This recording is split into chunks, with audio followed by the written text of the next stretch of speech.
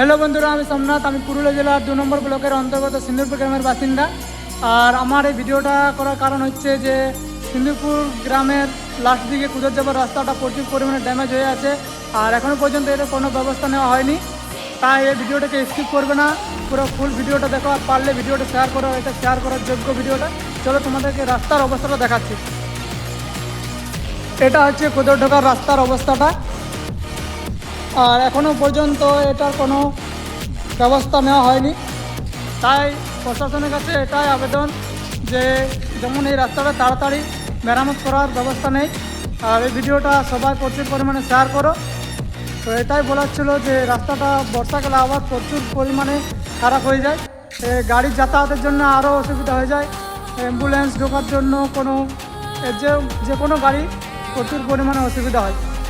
তো এই ভিডিওটা হিংসা নয়, কেউ হিংসা করো না, ভিডিওটা শেয়ার করো, আর প্রশাসনের কাছে যেমন পৌঁছে যায় ভিডিওটা। তো চলো, এটাই বলার ছিল।